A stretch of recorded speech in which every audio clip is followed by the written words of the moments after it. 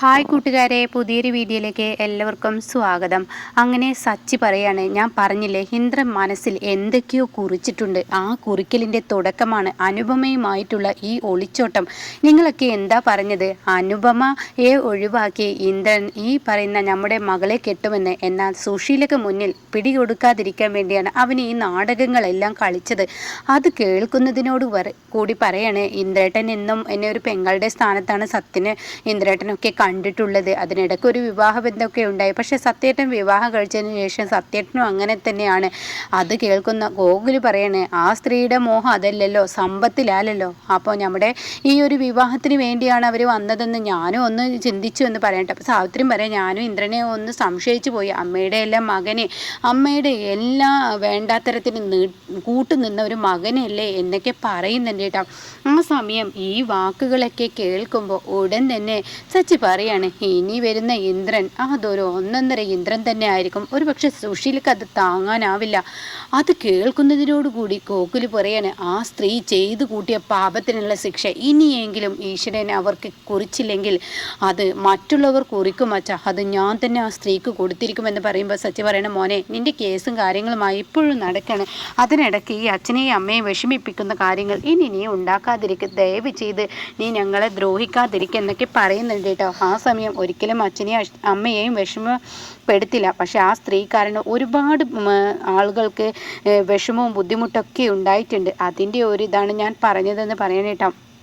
പിന്നീടാണെങ്കിലോ അമ്പിളി രാവിലെ എണീറ്റ് വന്നിരിക്കുകയാണ്. അപ്പോൾ തൻ്റെ അച്ഛന് ചായ ഇട്ടിട്ട് അച്ഛനെ കാണാൻ വേണ്ടി ഉമ്മറത്തോട്ട് വരുമ്പോഴും റൂമിൽ വന്ന് നോക്കുമ്പോഴും അച്ഛനെ കാണുന്നില്ല. അപ്പോൾ ചീരു ആണെങ്കിലോ മയക്കത്തിലാണ്. അപ്പോൾ ഉടൻ തന്നെ താൻ പേടിയോടുകൂടി ഓടിങ്ങോട്ട് വന്നിട്ട്, അതേ ചീരു, നമ്മുടെ അച്ഛൻ എങ്ങോട്ടാ പോയെന്ന് നിനക്കറിയോ? അച്ഛൻ എവിടെയും കാണുന്നില്ലടി, അച്ഛൻ എങ്ങോട്ടേക്ക് പോയി എന്നൊക്കെ ചോദിക്കുമ്പോൾ ഉടൻ തന്നെ ചീരു പറയണേ, അമ്പിളി ചേച്ചി ഭയപ്പെടേണ്ട. അച്ഛൻ കാലത്ത് എന്നെ വിളിച്ചിരുന്നു.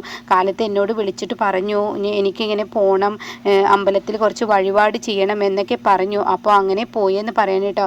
ഇത് കേൾക്കുന്ന അമ്പിളി പറയാണ്, ചെരു കണ്ടില്ലേ, എന്തിനും ഏതിനും അച്ഛൻ മുതിർന്ന മകൾ എന്ന സ്ഥിതിക്ക് എന്നെ ആയിരുന്നു അച്ഛൻ വിളിച്ചിരുന്നത്. അതിനുശേഷമാണ് അനുവിനെ വിളിക്കാറ്. എന്നാൽ ഇപ്പോൾ അച്ഛൻ ചെയ്തത് കണ്ടോ? എന്നോട് രഘുവേട്ടനോട് എന്തിനാണ് അച്ഛൻ ഇത്ര വെറുപ്പ്? അതിന് മാത്രം വെറുപ്പൊന്നും ഞങ്ങൾ അച്ഛനോട് കാണിച്ചിട്ടില്ലല്ലോ.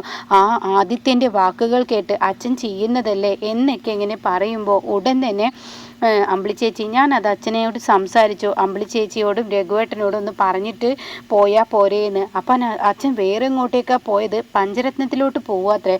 അത് മാത്രമല്ല അമ്പിളി ചേച്ചി, വേറൊരു വിശേഷവുമുണ്ട്. എന്ത് വിശേഷം? നമ്മുടെ അനുചേച്ചിയും അതുപോലെ തന്നെ ഇന്ദ്രേട്ടനും ഇല്ലേ, അവർ രണ്ടുപേരും ഈ പറയുന്ന ഈ പറയുന്ന അനുചേച്ചി അച്ഛനെ വിളിച്ചിട്ടാണ് ഇത്ര ഈ നാട് വിട്ടത്.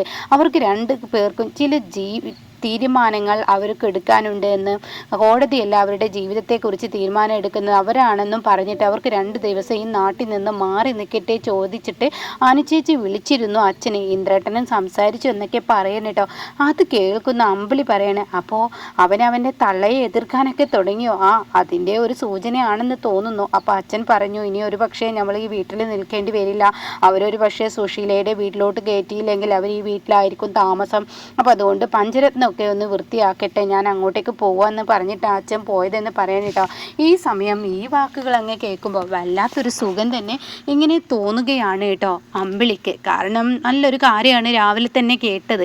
തൻ്റെ അച്ഛൻ തന്നോട് പിണക്കമാണെങ്കിലും കൂടിയിട്ട് ആ ഒരു സത്യവും ഇച്ചിരി പറഞ്ഞല്ലോ, അവർ കാണിച്ച പ്രവൃത്തിക്കാണ് ഞാനിത് ചെയ്യുന്നത് എന്ന് പറയുമ്പോൾ അവരുടെ ഉള്ളിൽ ചെറിയൊരു കുറ്റബോധമൊക്കെ തോന്നി കേട്ടോ.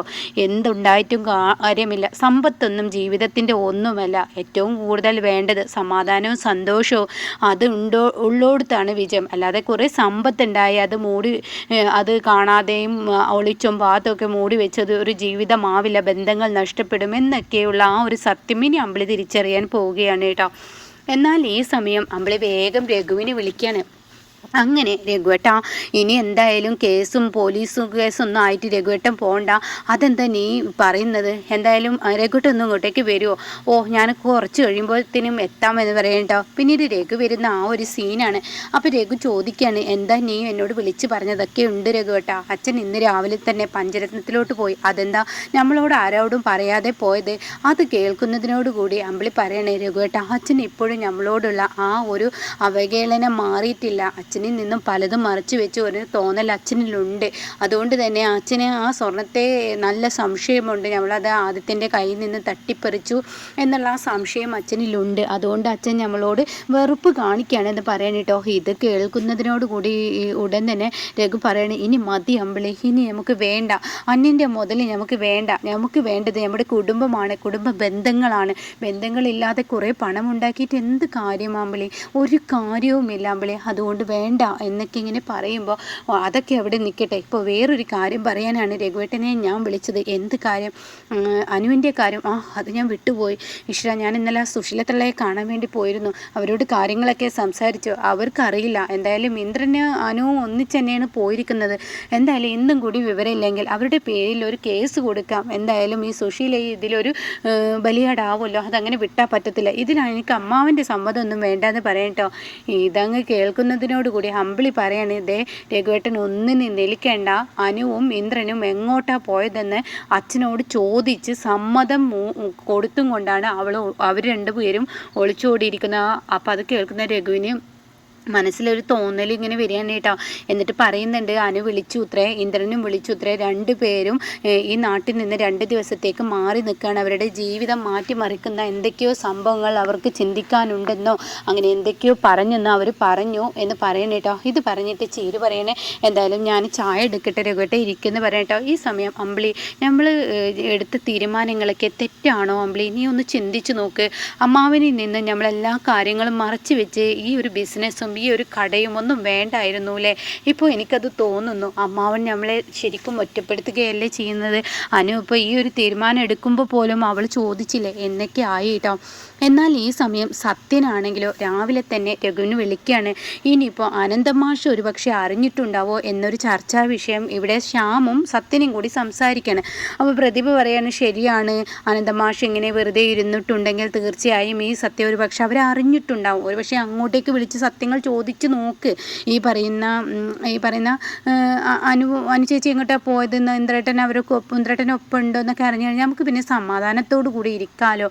അപ്പം അതങ്ങ് കേൾക്കുമ്പോൾ ഇവിടെ സത്യൻ രഘുവിനെ വിളിക്കാൻ കേട്ടോ. അങ്ങനെ സത്യൻ രഘുവിനെ വിളിക്കുമ്പോൾ, ആ സത്യ പറയൂ, അല്ല അനുചേച്ചിയെക്കുറിച്ച് എന്തെങ്കിലും വിവരങ്ങൾ കിട്ടിയോ? ഇന്ദ്രേട്ടൻ്റെ കൂടെ അനുചേച്ചി ഉണ്ടോ? ആ സത്യൻ എന്നോടൊരു കാര്യം പറയാൻ വിട്ടുപോയി.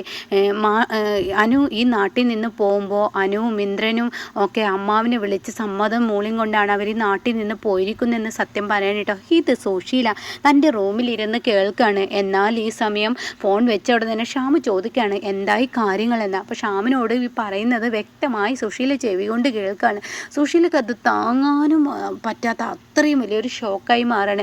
തൻ്റെ മകൻ സാരിത്തുമ്പിൽ പിടിച്ച് നടന്നിരുന്ന തൻ്റെ മകൻ ഇപ്പോൾ കയറി വന്ന പെണ്ണിൻ്റെ അച്ഛനോടായിരിക്കുന്ന എല്ലാ ചോദ്യവും പറച്ചിലും. അത്രത്തോളം അവൻ എന്നെ പൊട്ടിയാക്കുകയായിരുന്നു, ആക്കുകയായിരുന്നു, കോമാളിയാക്കുകയായിരുന്നു എന്ന് സത്യം സുശീല മനസ്സിലാക്കാൻ കേട്ടോ. അപ്പോൾ അവൻ്റെ നാടകമായിരുന്നു ഇതെല്ലാം അല്ലേ? ഇവരൊക്കെ പറയുന്നത് പോലെ എന്നെ ഒരു കോമാളിയെ പോലെ സച്ചിയുടെ വീട്ടിൽ കൊണ്ടുപോലും ബാക്കിയുള്ള കാര്യങ്ങൾ ചെയ്യലും എല്ലാം ചെയ്തിരിക്കുന്നത് ഒരു കോമാളിയെ പോലെ ആയിരുന്നു അല്ലേ എന്ന് സുശീലക്ക് തോന്നുമ്പോൾ, പിന്നീട് സുശീല കാലി തുള്ളി ഇന്ദ്രൻ്റെ റൂമിലോട്ട് കയറിയിട്ട് ഇന്ദ്രൻ്റെ എല്ലാ വസ്ത്രങ്ങളും ഇന്ദ്രൻ്റെ ഓർമ്മയിലുള്ള എല്ലാ സാധനങ്ങളും വലിച്ചു വാരി പുറത്ത് കൊണ്ടുവന്നിടണം കേട്ടോ. അപ്പോഴേക്കും സോന ചോദിക്കണം, അമ്മയ്ക്ക് എന്താ ഇത് ഭ്രാന്തുണ്ടോ? അമ്മ എന്താ ഈ കാണിക്കുന്നത്? അതേടി, എനിക്ക് ഭ്രാന്താണ്. ആ നശിച്ചവൻ ഇനി എൻ്റെ ഓർമ്മയിൽ ഉണ്ടാവാൻ പാടില്ല. ആ വൃത്തികെട്ടവനെ ഇനി എനിക്ക് കഴിയില്ല. അവൻ എൻ്റെ മനസ്സിൽ നിന്ന് മരിച്ചിരിക്കുന്നു. ഇപ്പം അവന് ഏതിനും അവൻ്റെ കെട്ടിയവളുടെ അച്ഛനായിരിക്കുന്നു. ഞാൻ അവൻ്റെ അമ്മയല്ല എന്നുള്ളത് കൊണ്ടല്ലേ അവൻ എന്നെ കബളിപ്പിച്ച് അവളെയും കൊണ്ട് ഓടിപ്പോയിരിക്കുന്നത് എന്ന് പറഞ്ഞിട്ട് വസ്ത്രങ്ങൾ കത്തിക്കാൻ ഒരുങ്ങുമ്പോഴേക്കും പെട്രോളൊക്കെ ഒഴിക്കുകയാണ്. അപ്പോഴേക്കും ചെന്നിട്ട് കാര്യങ്ങൾ ശ്യാമ് സത്യനോട് പറയാണ്. അപ്പോൾ പ്രതിഭയും ചെല്ലാണ്. ഇതങ്ങ് കേൾക്കുന്ന സത്യനങ്ങ് കാലി തുള്ളി ഈ പെട്രോൾ ഒഴിച്ച് തീപ്പെട്ടിക്കൊള്ളി ഒരതാനങ്ങ് ഒരുങ്ങുമ്പോഴേക്കും സത്യൻ ആ വസ്ത്രങ്ങളെല്ലാം പിടിച്ചു നിൽക്കണം. എന്നിട്ട് ചോദിക്കുകയാണ്, അതെ നിങ്ങളെന്ന സ്ത്രീ കാരണം ഞങ്ങളുടെ ജീവിതം എല്ലായിടത്തും നശിച്ചും കൊണ്ടിരിക്കുകയാണ്. നിങ്ങൾ ചെയ്യുന്ന തെറ്റിൻ്റെ ദോഷങ്ങളെല്ലാം ഇന്ന് തലയിൽ വന്ന് വീഴുന്ന ഞങ്ങളുടെ തലയിലാണ്. അതുകൊണ്ട് ഈ മകനെയും കൂടി അങ്ങ് ഇല്ലാതാക്കി. നിങ്ങൾ ആ മകനെ കത്തിച്ച് കളയുമ്പോൾ ഈ മകനെയും കൂടി നിങ്ങൾ പച്ചക്കങ്ങ് കത്തിക്ക്. എന്നാൽ ജീവിതത്തിൽ പിന്നീട് ഞങ്ങൾക്കൊരു സ്വസ്ഥത ഉണ്ടാവുമല്ലോ, സമാധാനം, മരണമെങ്കിലും ഒരു സ്വസ്ഥത ആയി കിട്ടുമല്ലോ എന്ന് പറയുമ്പോൾ സുശീലയുടെ കൈ വിറച്ചു കേട്ടോ. അങ്ങനെ സുശീല ആകെ തളർന്നിരിക്കുകയാണ്. സുശീലയുടെ മനസ്സിൻ്റെ പിടിയൊക്കെ വിട്ടുപോയി. തൻ്റെ മകൻ എന്തിനും ഏതിനും നിന്നിരുന്ന ആ മകൻ തൻ്റെ കൂടെ ഇല്ലാതാവുമ്പോൾ സുശീലയ്ക്ക് പിടിച്ചു നിൽക്കാൻ കഴിയുന്നില്ല, തനിക്ക് താങ്ങാൻ കഴിയുന്നില്ല. തൻ്റെ ഇടനെഞ്ച് പൊട്ടുന്ന വേദനയുമായി സുശീല പൊട്ടിക്കരയാനേട്ടോ. അങ്ങനെ തല തല്ലിക്കരയുന്ന സുശീലയെ കാണിച്ചാണ് ഇന്നത്തെ പ്രമോ വന്നിരിക്കുന്നത്. അപ്പോൾ നല്ല കിടുക്കൻ സീനുകളായിട്ടാണ് ഇനി നമ്മുടെ ഈ ഒരു സീരിയൽ പോകുന്നത്. അപ്പോൾ ആരും ഒരു എപ്പിസോഡ് മിസ്സാക്കേണ്ട. ഇനി സുശീലയുടെ കലികാലമാണ്, കാലം കരുതി വെച്ച ആ ശിക്ഷയാണ്. പക്ഷേ ഇതിനിടയ്ക്ക് ഒരു സംഭവം കൂടി ഉണ്ടാവുന്നുണ്ട് കേട്ടോ. അതായത് ഇന്ദ്രൻ ചോദിക്കുന്നുണ്ട് അനുപമയോട്, അനു ഇനി എന്താണ് നിൻ്റെ തീരുമാനം? ഈ 2 ദിവസത്തിൽ ഞാൻ നിന്നെ സംരക്ഷിക്കാം എന്നുള്ളൊരു തീരുമാനം ഞാൻ എടുത്തിട്ടുണ്ട്. എൻ്റെ മനസ്സ് പറയുന്നു ഇനി നിന്നെ കൈവിട്ട് കളയാൻ പാടില്ല.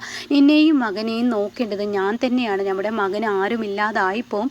അപ്പോൾ അത് കേൾക്കുന്ന അനുപമ പറയണേ, ഇന്ദ്രട്ടൻ അങ്ങനെ ഒരു തീരുമാനം എടുക്കുകയാണെങ്കിൽ തീർച്ചയായും ഈ അനുപമ ഇന്ദ്രേട്ടൻ എന്നെ 2 കൈ കൊണ്ടും പിടിക്കുകയാണെങ്കിൽ ഇന്ദ്രേട്ടനെ എന്നിൽ നിന്നും അകറ്റി കൊണ്ടുപോകാൻ ശ്രമിച്ചാലും പൊരുതി ഞാൻ ജീവിച്ച് എൻ്റെ ഇന്ദ്രേട്ടനെ എൻ്റെ കൈകളിൽ തന്നെ നിർത്തും എന്ന് പറയുന്ന ആ കിടുക്കൻ പ്രമോക്കെയാണ് കേട്ടോ വന്നിട്ടുള്ളത്. അപ്പോൾ ആദ്യമായിട്ട് ചാനൽ വരുന്നവരാണെങ്കിൽ ഒന്ന് സബ്സ്ക്രൈബ് ചെയ്ത് സപ്പോർട്ട് ചെയ്യണേ.